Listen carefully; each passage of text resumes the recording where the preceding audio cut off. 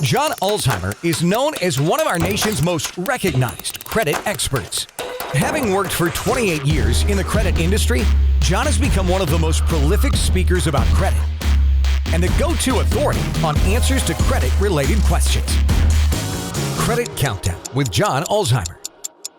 Hello, my name is John Ulzheimer. I am a consumer credit expert. I have been in the credit industry for almost 30 years now. I spent time at Equifax, which is one of the 3 credit reporting agencies, and FICO, which is the company that designed and developed the FICO credit scoring system. All right, so today we're going to do a little myth busting today. Today we're going to talk about insurance credit scores. And so a common question that I get is, hey John, what are insurance credit scores?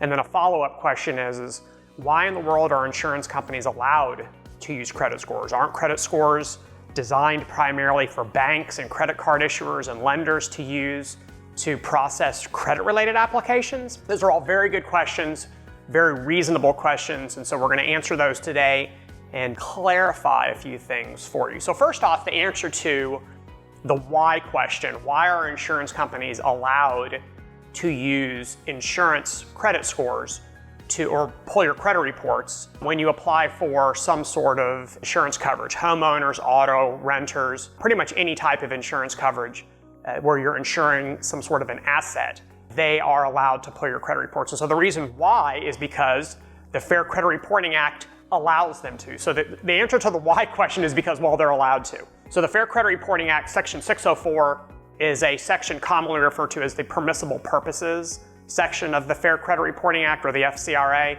And this is the part of the federal statute that lists all the conditions whereby a credit reporting agency is allowed to share your credit report. It also lists the conditions whereby a user of credit reports is allowed to procure a credit report from the credit reporting agencies. So the answer to the why question is because the law says they're allowed to. There's another reason. The other reason is that insurance companies have been able to demonstrate empirically that there is a correlation, a strong correlation between how someone manages their credit and what type of an insurance customer they're going to be. So they're allowed to by law, and there's a correlation. There's a lot of arguments about that issue. The reality is that ultimately insurance companies have been able to demonstrate statistically that there is in fact a relationship. Regardless of whether you like it or not, there is a relationship. So now let's clarify some of the myths about insurance credit scoring. So you'll probably notice that I continue to use the phrase insurance credit score. And I'm doing that on purpose, okay? This is intentional. And the reason I keep using the term insurance credit score is because the type of credit score that is used for insurance underwriting is not the same type of credit score that is used by your bank when you apply for a loan or you apply for a credit card. It is a different score, but unfortunately, people commonly kind of conflate the two terms and use credit score interchangeably, whether you're talking about insurance underwriting or whether you're talking about credit underwriting. But they absolutely are not the same thing. They are completely different types of scores. Yes, they are both based on your credit report, but they are designed to do 2 entirely different things. A credit score is designed to predict the likelihood of you missing payments on credit obligations.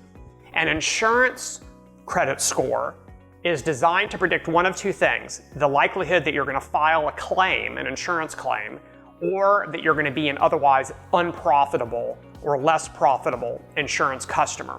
So the design objective of the 2 different types of scoring models is not at all the same.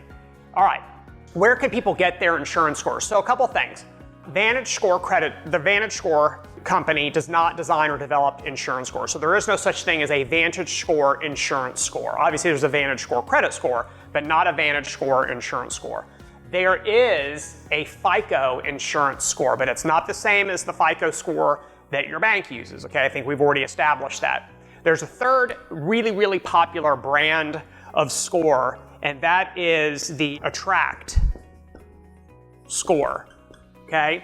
Attract is, well, I'm gonna take you through a lineage of ownership here. So this is what they call in art the provenance, and so you can track the ownership all the way back to the artist, if you will, if we were talking about provenance in art. Attract was originally developed by Equifax's Insurance Services Division, which doesn't exist any longer. Equifax spun off their Insurance Services Division to a company called ChoicePoint. Okay? Some of you may remember ChoicePoint. ChoicePoint doesn't exist any longer. ChoicePoint was acquired by LexisNexis, and so now the owner of the Attract score is LexisNexis.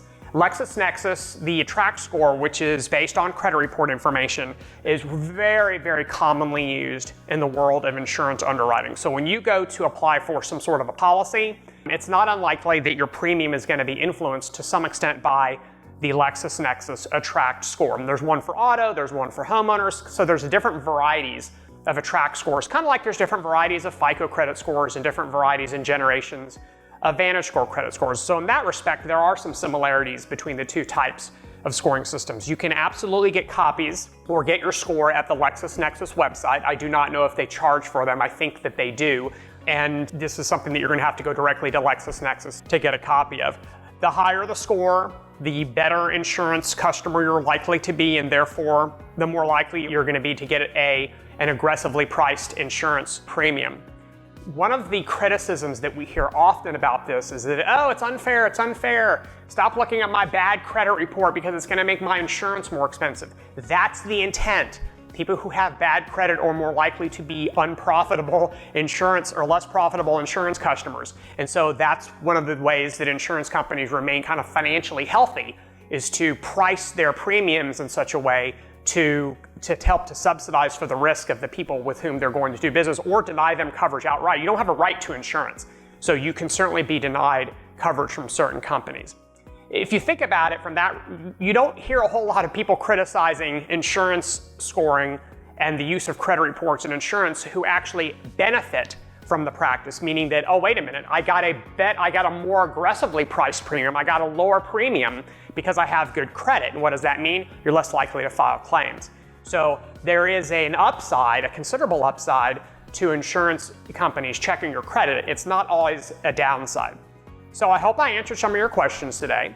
If not, please drop them in the comment section below and I'll do my best to address them. Thanks for watching. Have a great rest of your day. For more videos and credit tips from John Ulzheimer, go to www.tradelinesupply.com.